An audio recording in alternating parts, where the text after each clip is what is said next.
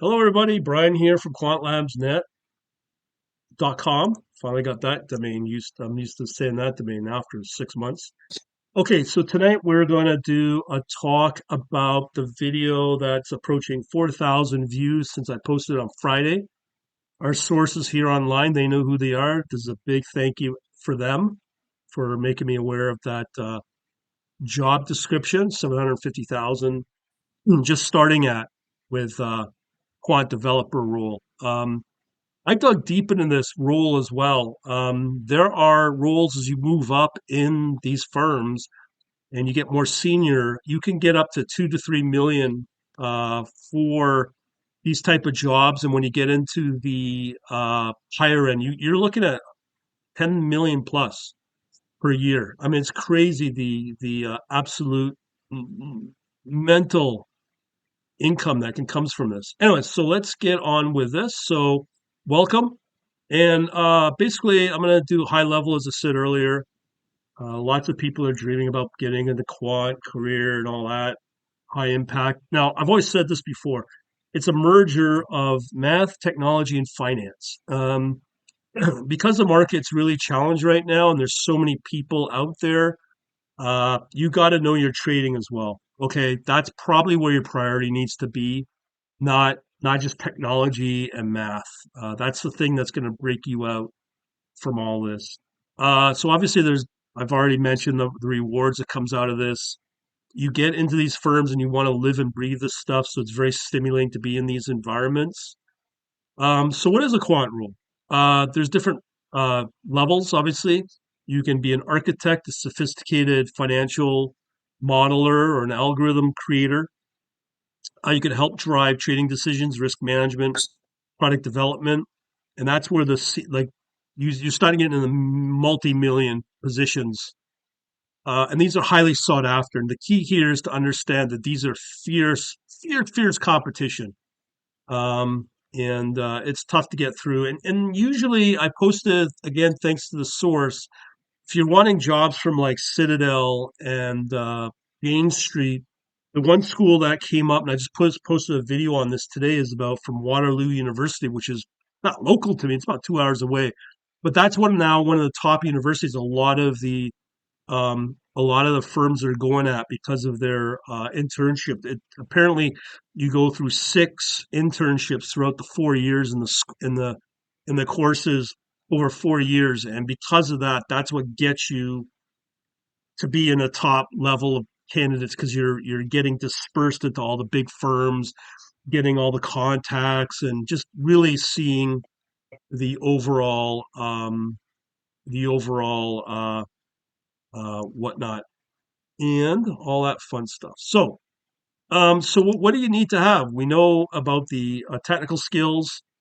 The big thing is C++ plus plus with the new course I've just announced. C++ plus plus is what I'm focusing on. Python is another one, a secondary language used for more research and prototyping. R is kind of out there, but it's more for academia, as I stated in that video. But there are some firms that will still use R, but I'd say primarily C++. There's some Java, there's some .NETs like with C Sharp, but C++ is the premier language, and Python as well. So what kind of core concepts do you need to have understand on the math side, stochastic calculus? There's so much here. I mean, it's literally a lot, but stochastic calculus is a big one. Time series analysis and machine learning is a big one. Um, there's one of the firms that came to my attention last fall, and they are now paying, I think last year, paying on average, they're based out of London, UK, on average, a 14 employee size company. The average salary in that firm at Quadratour is 2.2 million pounds per year. That's what this firm's paying out.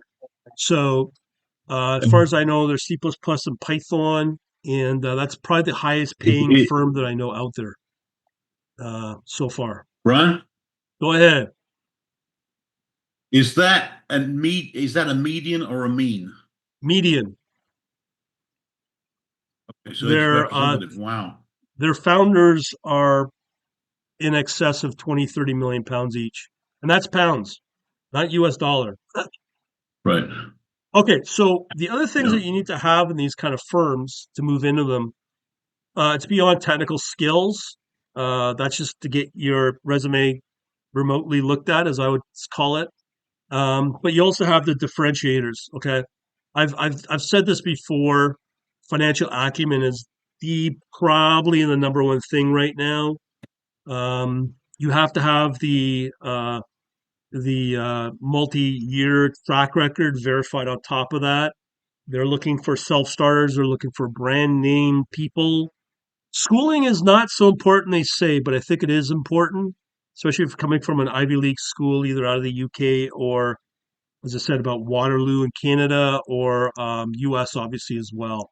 So some of these fields help out, but to understand a lot of this is asset class, risk management, and regulatory landscape. That's why I'm creating this course, this membership to help people that want to learn this from a self employment standpoint. But a lot of the areas that's very valuable in this is definitely in futures and options. If you looked at my course description, you'll see that a lot of what the firms use is primarily in market making, and a lot of them will use a combination of synthetic options, synthetic futures. So you got to go very, very deep on that. I have posted on my forum, some of the examples of what some of these insiders are using. And what I'm teaching is just the bare bone basics, and it gets very, very complicated very quickly. So they're looking for these type of people that know and live and breathe this stuff. I mean, that's why they're paying 500,000 in the millions of dollars, right? So then you got to be What's very good. the Go ahead. Sorry, yeah, Andrew, go ahead.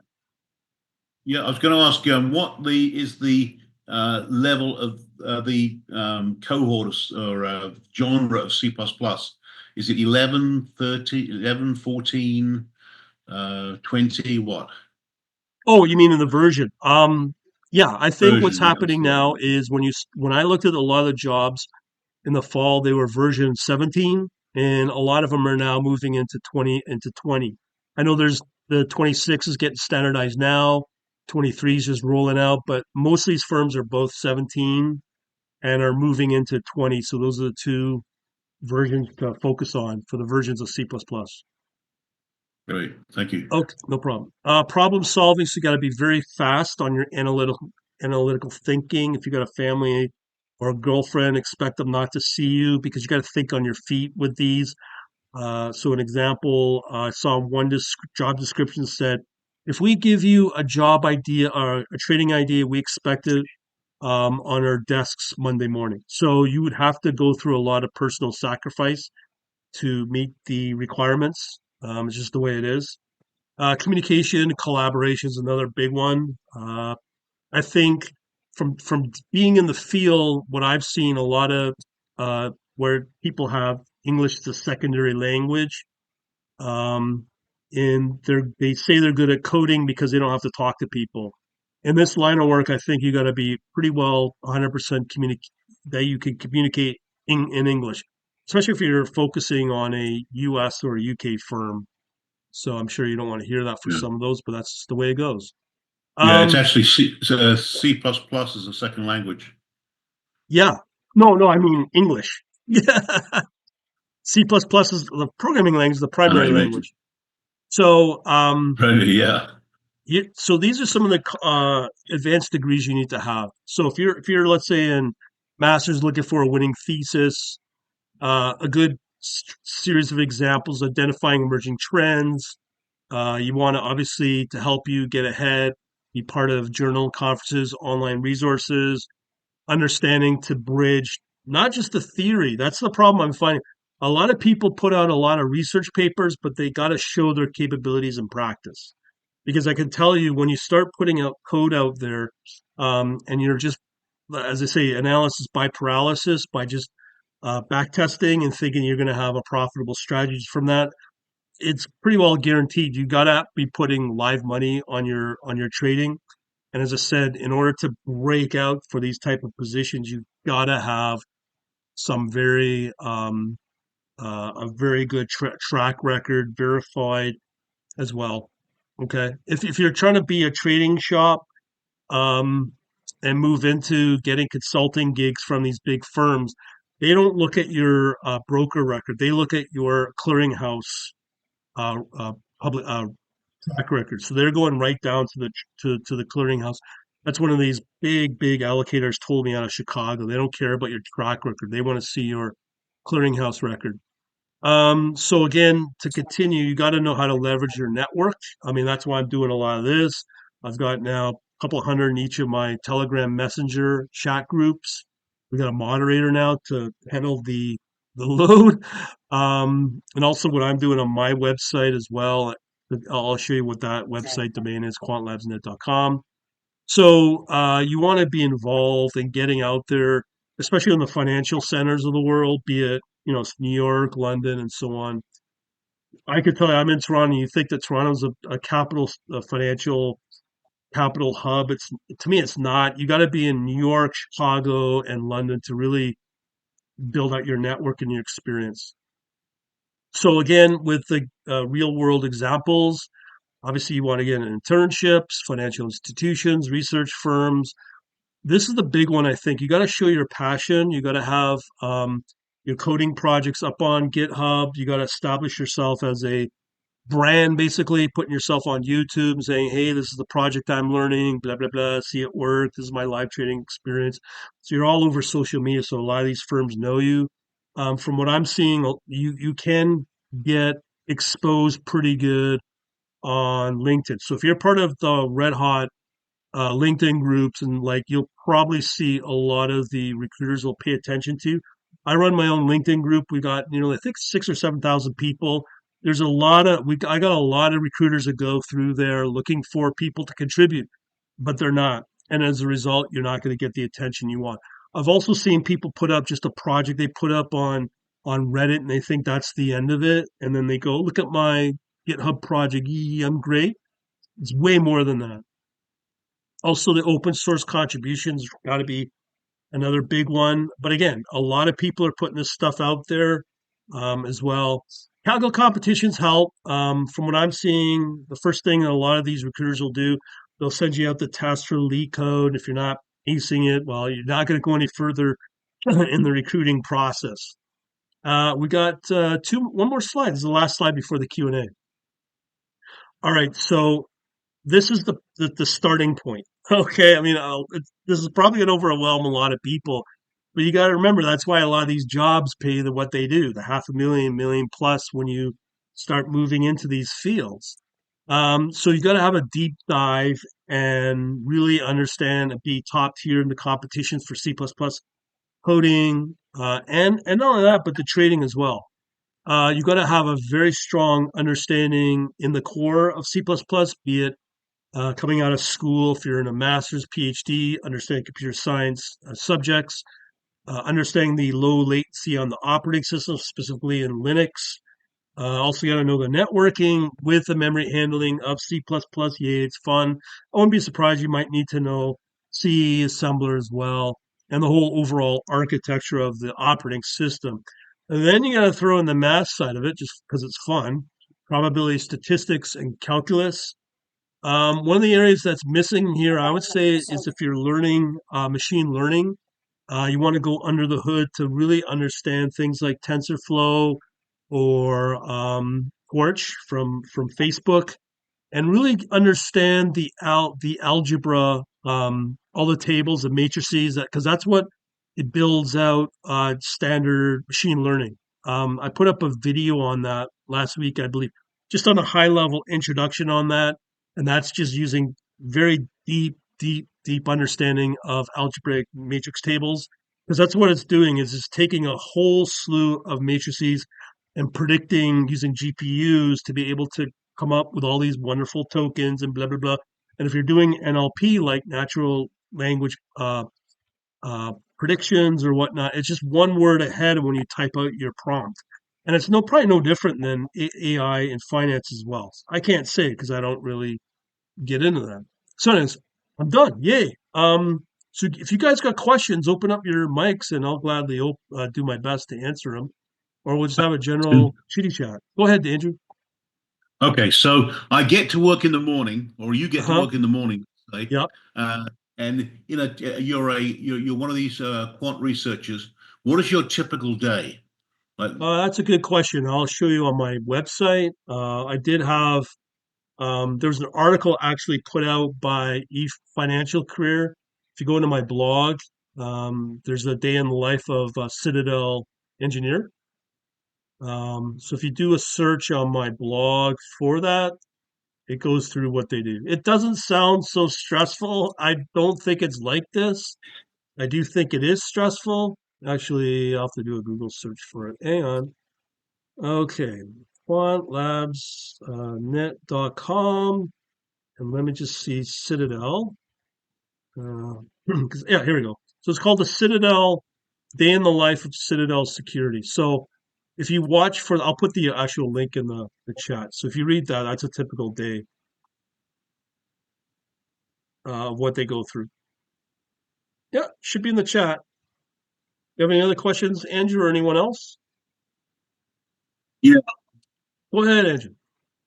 Okay, so let's see. The other one I had was I haven't looked at that article yet, but I have a horrible feeling it's going to be too superficial to really get at what I was getting at, which means that let me ask the question a different way. Yeah, So basically, the research you're doing, does it involve looking for patterns that you would exploit, basically arbitrage patterns that patterns you would exploit with, that's a good question, Andrew. and you want to find one that's yeah, Keep but can going. you hear that? Yeah, go, keep going. Continue. Okay, so this research that you're doing, does it involve looking for patterns in stock prices that can, or security prices that can be exploited with arbitrage and persist over time? Is that basically what this job is? Yes, but it's more So, than that. So part of my course, I go through exactly that. So obviously the Black Scholes is the standard. Now this is just for futures without individual stocks. This is now futures and options for a treasury, for anything financial, anything for commodities, anything for currencies. Okay, so that's what most of these firms trade in. Okay, so obviously the big one that they're going to use is Black Scholes as a definitive, as a standard, as a granddaddy. And then they're going to start using different derivatives of the Black-Scholes model. So there's hedging involved, what you're talking about. There's also a combination of arbitrage that they're looking for. So they're going to be scanning the markets on the big, high liquid, high volume, high liquid instruments, and they're basically, in a nutshell, they're involved with market making. They're looking for the trading opportunity, and they set up different, we'll call it trading rules, I guess, where they're able to set up a variety of different strategies in place. So let's say they'll set up a futures option, sorry, futures strategy, or a futures uh, strategy. They'll overlay on top of with a synthetic options trade and another options trade. And what they're doing is they're essentially building out their own down. They're protecting their downside protection, and they're probably, depending upon if they are writing or selling the options, depending upon what side of the trade they are, essentially, is they're trying to limit their downside, which can be pretty good in options, and they're trying to look for any opportunity that gives them basically an unlimited upside as well. So it's a combination of those three types of strategies that they're looking for. And as I said, through this course, this just kind of overviews just the basics and the standards of this in itself is quite complex. But if you go into my forum here, just to look for how complex they can go, let me just see here. So if you go into my forum, there's two sides of what I've shown here. Sorry, go ahead. Go ahead, Ed.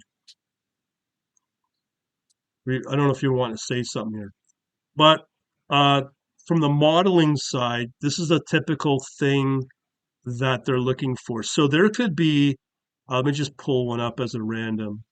So let's say bond Y year Y2M P&L calculation. So they'll build out a complete, very complicated strategy, theme, or theory. They'll come up with that, take a look at the data, and then they'll try to see if they can figure out particular um, a particular opportunity there. And there's tons of these, but they're not like standard straight up um, strategies that they come up with. There's so many.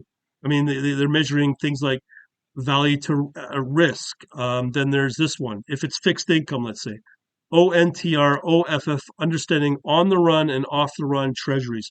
And it just gets more and more complicated as you go more deeper. So my course just lays down the foundation.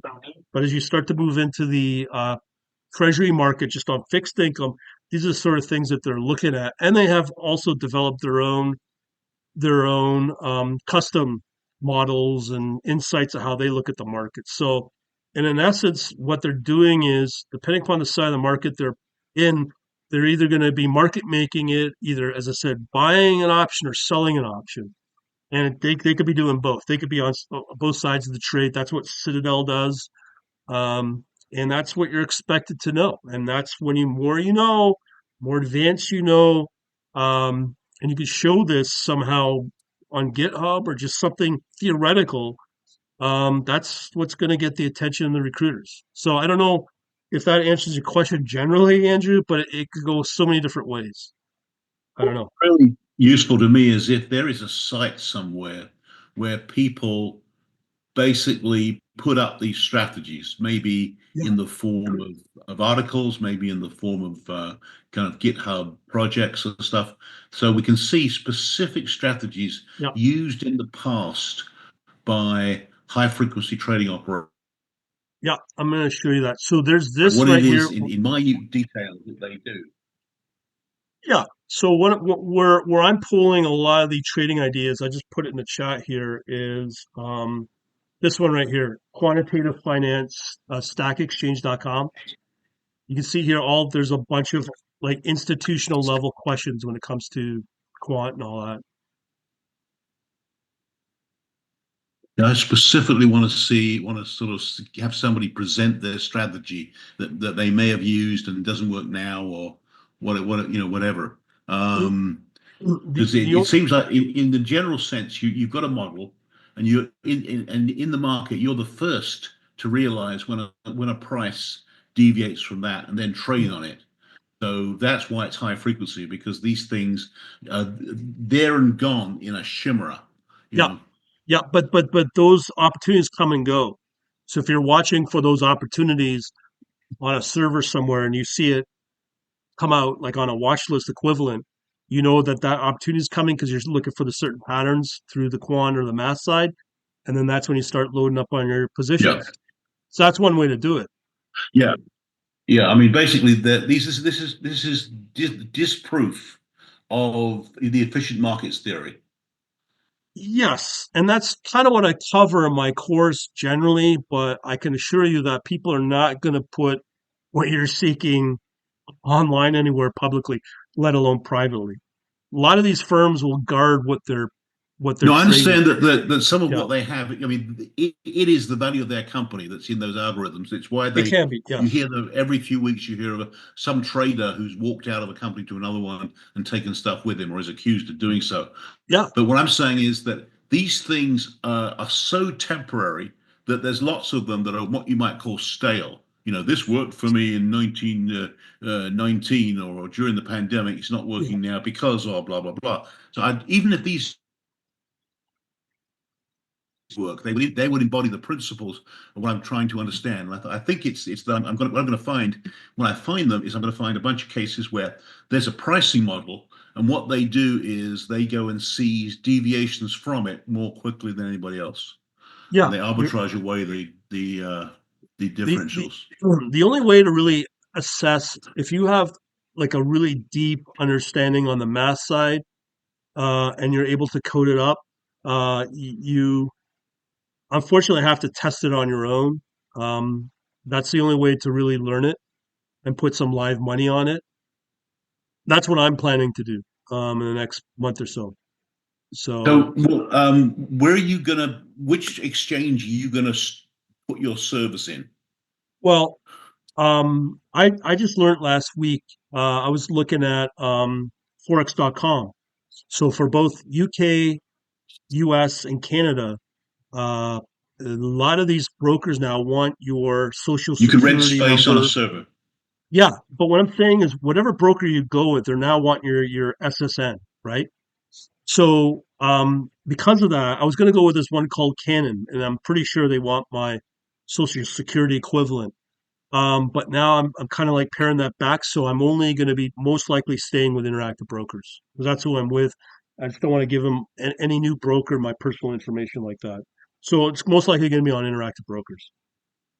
So, but the interactive brokers won't give you access to higher frequency trading because they won't No, give you access at no, that level. You have to that's be right. right next to the exchange so that you are literally nanoseconds quicker than the next guy, Well, and you have to pay a fortune for that kind of stuff. yeah, I mean, you can do it through TradingView. I've shown multiple videos where you can go very deep on the trading data, and you can go like sub 1 minute, sub 10 seconds, and that's right from the CME, that's right from the ICE. So you could do that right now on TradingView, and you don't pay a lot. You might, if you need access Yeah, to but that that data and trade on it, you'll pay a couple $100 a month.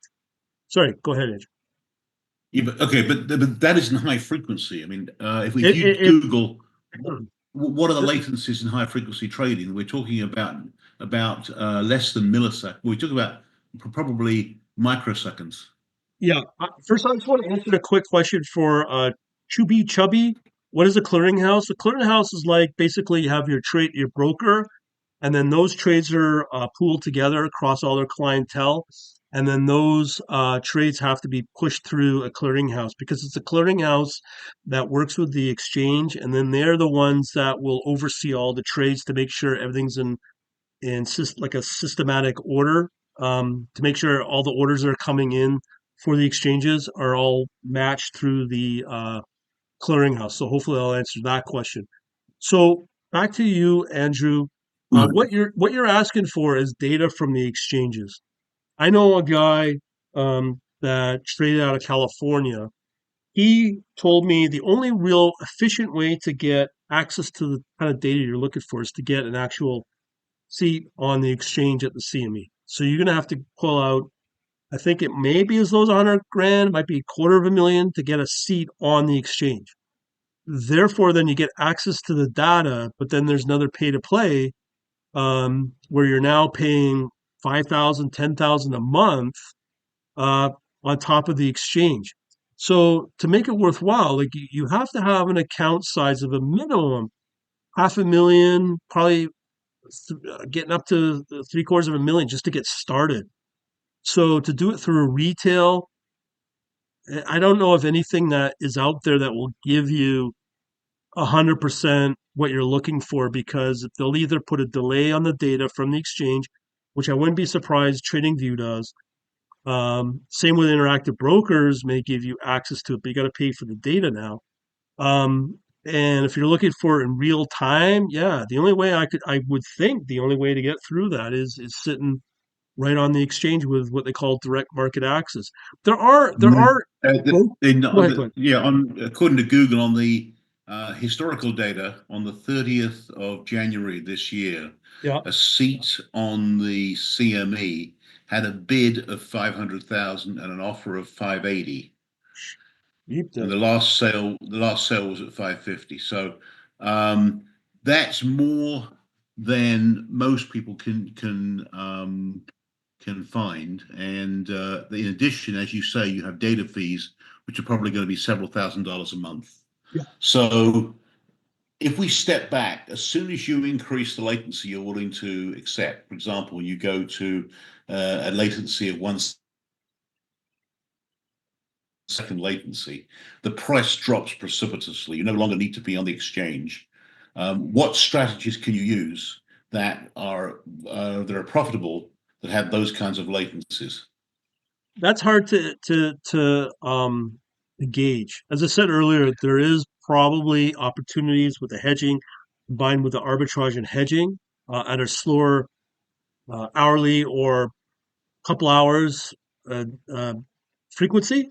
I mean, but if you're looking for true high frequency, the only, as I said, the only way to do that is either through maybe TradingView or somehow get access to to to market data. Like, what are you trying to trade? Are you trying to trade stocks, or are you trying to trade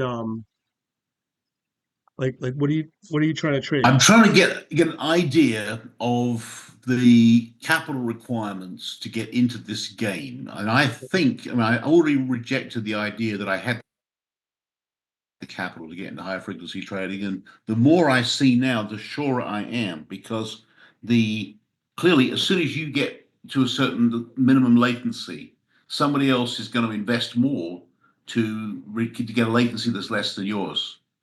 That's Because my guess is a lot of these people are using the same pricing algorithms, so the discrepancies they see are the same ones. And the question is, who can trade fastest? well, it has been known over the last 10, 15 years where it's a technical arms race between all these firms. That's why they're Yeah, using the microwave and satellite good and all that. phrase.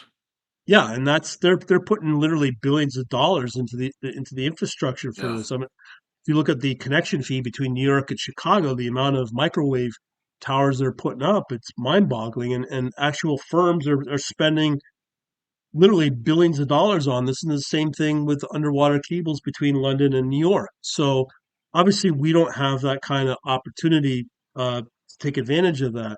But from the retail standpoint, the closest I can think of that I've known over the years to give you real time data in the futures and options market, you'd probably want to look at, as I've shown up here on the screen here, IQ FeedNet. They've always been around for a long time. You're getting into a couple $100 a month per feed, depending upon what exchange you want and what you're wanting to trade. So that's one. In terms of the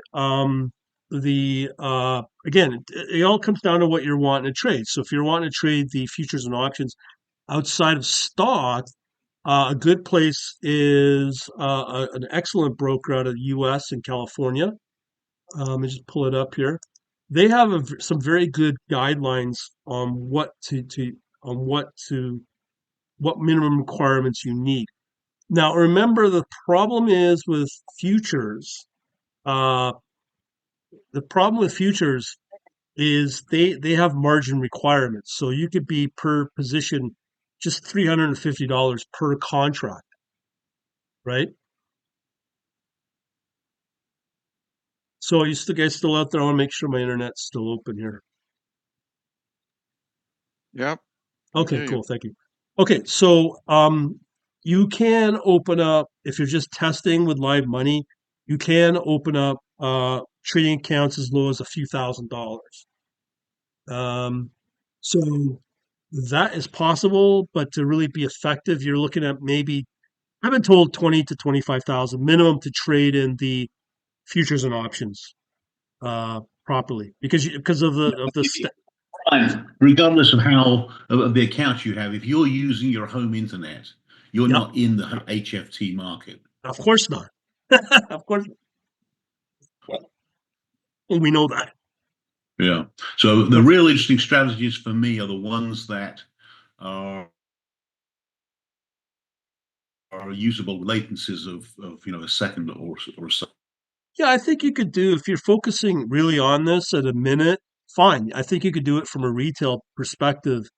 Um, and one thing that I will tell you, if you're looking to get into a fast cloud, I don't know why my internet's not working here. You guys can hear me okay, right?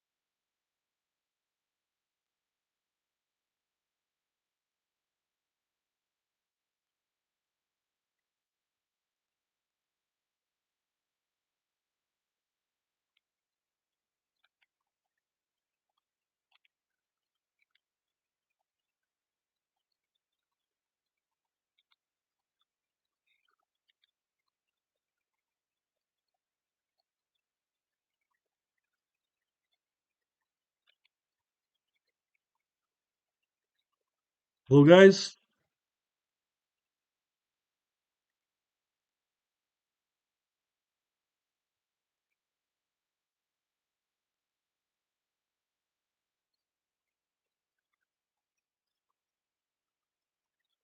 Sorry, folks, if you're watching this. This is unstable internet.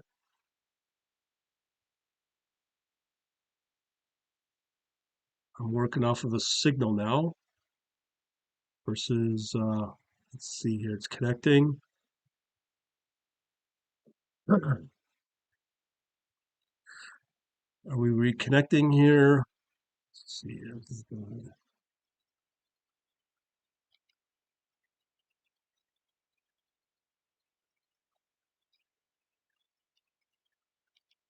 40% drop again, right?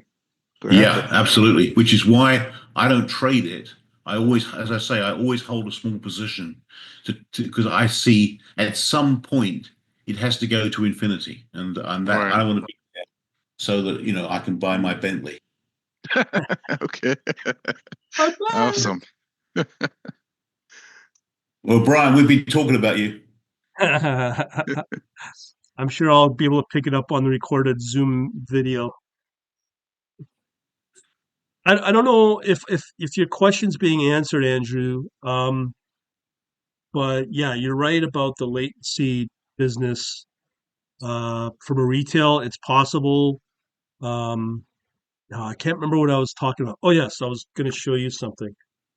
Um, okay, so there's a website called Vulture. You guys can hear me? Check, check, check. Yep, loud and clear. Cool, thank you. Um, okay, so Vulture, I've played with really nice, very cheap on the hosting side for cloud. So they can host pretty well any operating system that exists out there.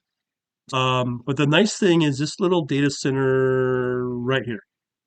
So for the data center into Chicago, as far as I have confirmed, which was Tell 2 years us to see ago. your screen, Brian. We can see your beautiful face. Oh yes, thank you. I'm sorry, I forgot to I know share you've my been a screen. model for most of your life.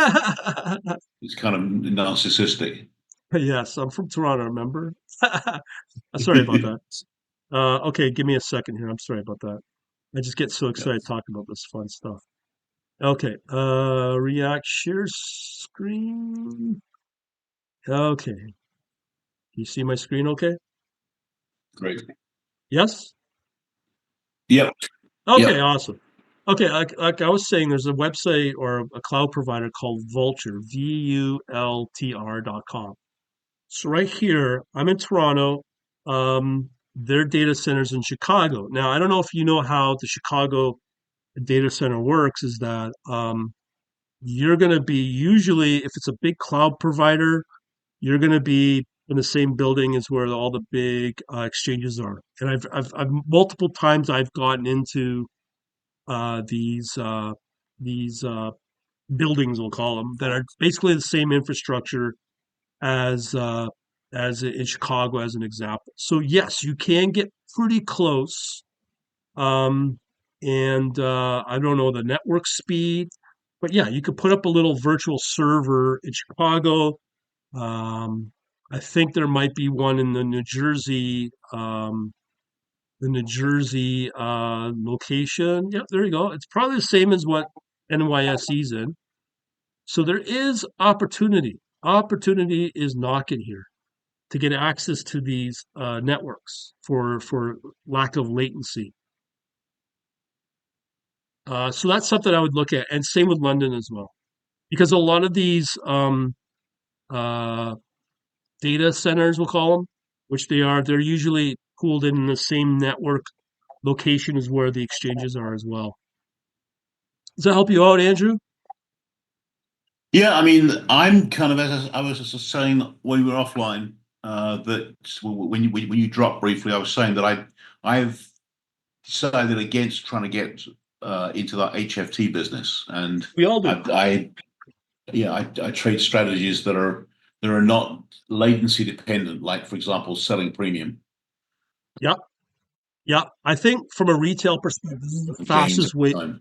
Sorry, I think this is the smartest, fastest way to get into these in these data centers because these are usually pooled in with the exchanges, especially for New York, Chicago, and London. Mhm. So what you can do is that when you sign up for this service, you can get a basic virtual server. You could set it up, and it could be loaded up with all your GPUs, the whole 9 yards. It could be stripped down, even a BSD they support. Write your little C++ program, and you're as fast as you can get through Vultr being connected in Chicago, New York, or London. That's what I'd recommend. Mm. Okay. Um, but that's from a retail perspective.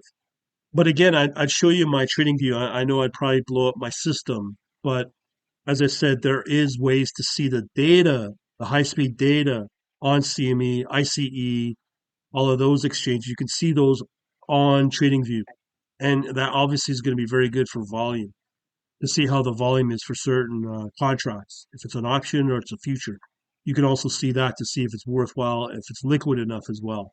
So that's just another sneak peek that will get you to where you want to go. Great. Let me just make sure. Do we have any other questions? Uh, yeah, so I'm just looking for my Zoom here. I'm looking for my chat. Looks like nobody else has any other questions. Andrew, you got other questions? Um, like, what strategies have you traded that I've traded pretty well all of them. Ichimoku is what I've done before. That's a self-contained strategy. That's pretty good. Um, right now, to look for trading opportunities in the stock market or an equity or an ETF, like a stock or ETF, I look for a sharp ratio of one year as the window, and then I'm looking for uh, anything that has a sharp ratio of over two. That's what I post on my forum. On the crypto side, I pretty well. Sorry, go ahead, Andrew. Go ahead.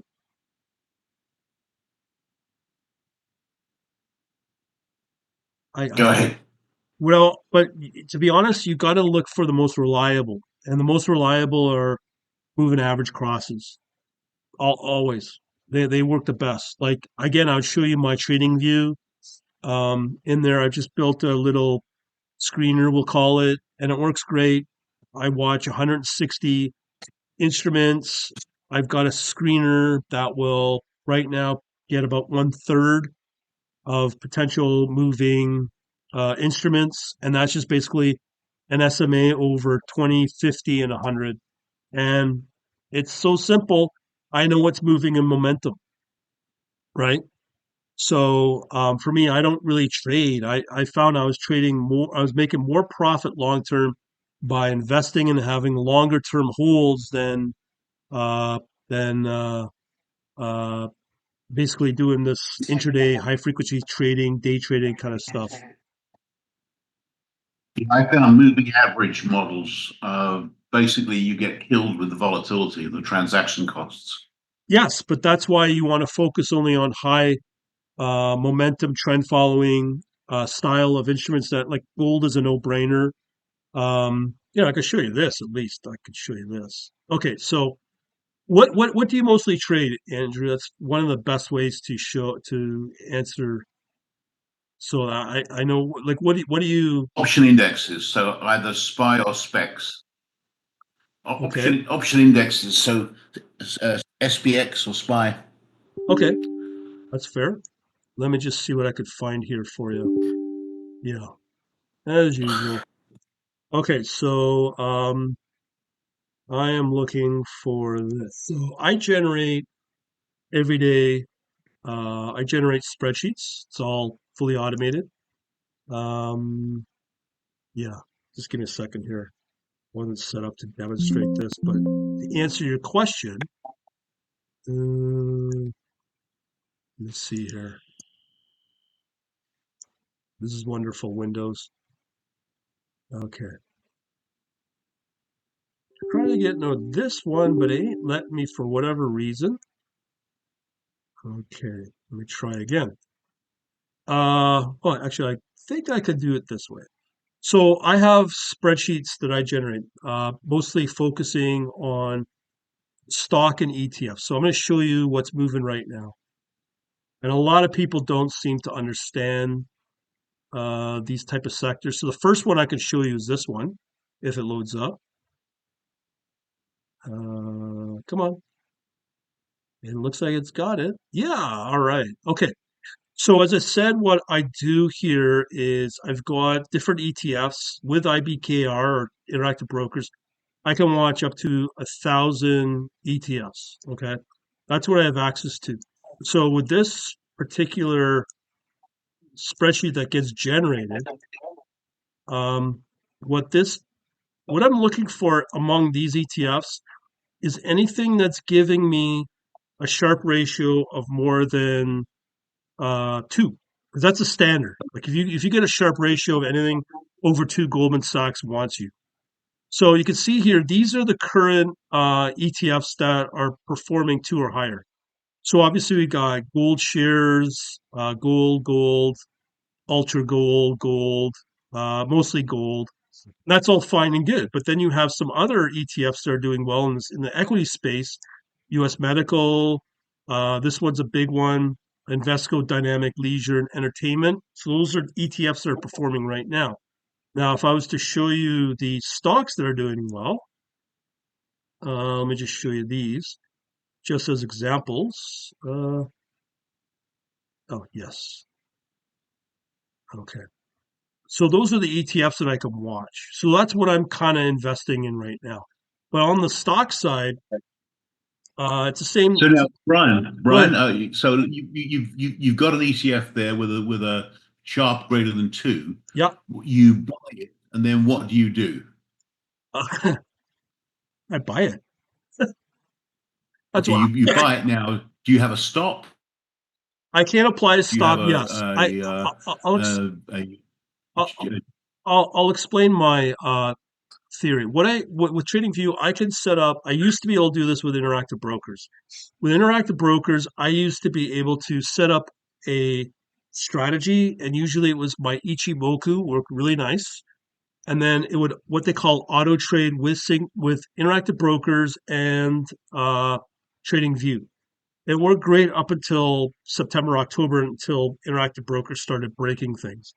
So with that, if I'm seeing stocks like Lifetime, Stride, Boston Scientific, what I would do is I'd open up a chart on TradingView, set up the strategy, turn it on within this service, and then just let it trade. So when it came and saw a marker for an entry or an exit, it flawlessly did automatic or auto trading with TradingView on anything that I show it. So if this is a high Sharpe lifetime group as a stock at 3.18 Sharpe, I know that yeah, that's a pretty compelling stock to own, or any of these, like JP Morgan, anything over two is very strong. So that's basically the simple yeah. strategy I could show you from an equity point of view for both stock and ETF. I don't know if that answers your question, but that's just basically the high level demo I can give you. Because see, so I know when there's momentum in the market. So if you asked me a month ago or even 6 weeks ago when 2025 started, there are very few stocks that were over a Sharpe ratio of two. But you can see now there's over 30 stocks to choose from that are pulling in over Sharpe of more than two. So that's including some pretty big names like VeriSign. I saw Starbucks. I saw you guys still out there?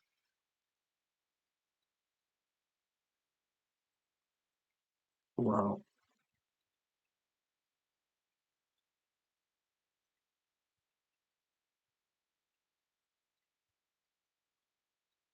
My internet keeps disconnecting. Not good, not good.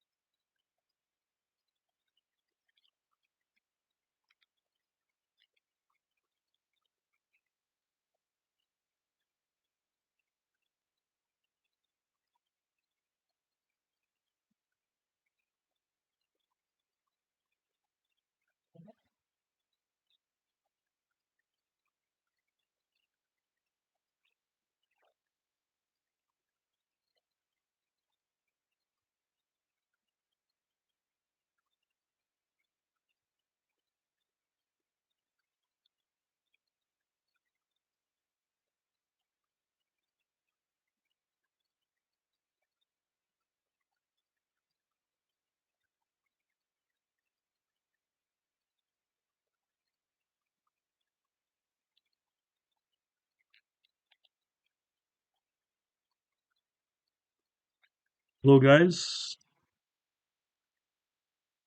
Hello, guys. You still there? Yep. Yeah, I'm sorry for Yeah. about this. I Here. got absolute garbage internet here. Absolute garbage. I could go on about it. Anyway, sorry about that. You guys still there? I'm going to be splitting in a few minutes for a Okay. soccer game. Is So, there anything yeah. else I've not covered for you, Andrew?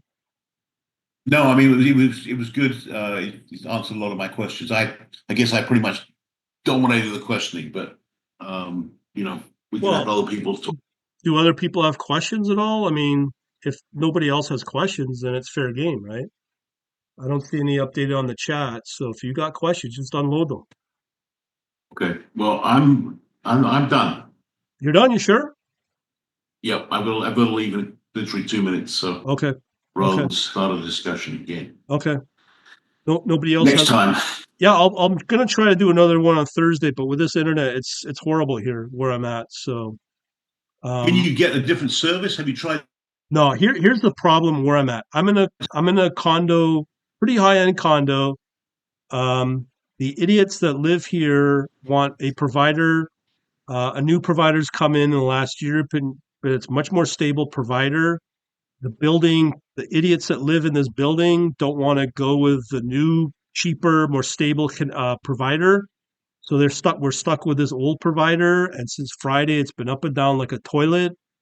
And people are paying pretty good maintenance fees for this, and I don't know what to tell you. God. Yeah. But it's an embarrassment for me as running a business. But if this is the way it's going to be, I'll have to make better. This location. This is the first time it's been this bad since Friday. I've been here for a good couple of months. I've never had this problem. Right. But it's like I'm not like the service I'm with is called Rogers, and they're not very good.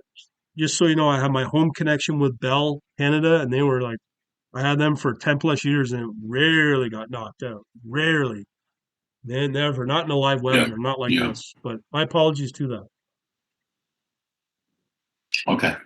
All right. Okay. Great to talk to everybody. I will see you at Brian's next thing. I Yeah, won't be able to Thursday. make a Thursday one this week, Okay. but I won't be able to make Thursday this week Well, because I'll follow there's up to see something what on. days work with you because I like people that contribute, and engage. It's what we're here for, right? So I'd rather have, Monday is yeah, Monday is good because most societies and social events happen Tuesday, Wednesday, Thursday. yeah. And then the weekend's personal time. So Monday is generally good with the constraint that I'm currently playing in a football league that plays on Monday nights, and the games run between the earliest one is at 6, and the latest one is at 9:50. Well, So so some would, evenings I can't make it. would it help during working hours? No, No. that will be a definite no Yeah, no. that's what I Yeah. thought too. But I'm probably going to be in the UK in the next month, so I'll have to figure that out as well. So, but I'm willing to coincide with everybody's Yes. time out of here because over there it's like what 10 o'clock at night in UK, so it's not a huge sacrifice to make these things happen even in UK time. You know what I mean? No, Right. it will be, this time will be 1 o'clock in the morning, Oh, UK time. because I got 8 p.m. It's usually Yeah. 5 or 6 hours ahead. Oh, right. Yeah. Yeah. Yeah. You're right. Actually, Sorry. no. You're right. You're right. Pep. Yeah. You're right. You're right. You're right. There are 5 hours, exactly 5 hours Yeah. ahead Yeah. of Yeah. you. It's not a big sacrifice if Usually. it's 1 or 2 in the morning local for me if I'm in the UK. Not a big deal. Great. See you all. Okay. Thanks for all your questions, Andrew. Appreciate it. You got Sure. anybody else Bye. got? Take it easy. Have a good night. You guys got any other questions at all?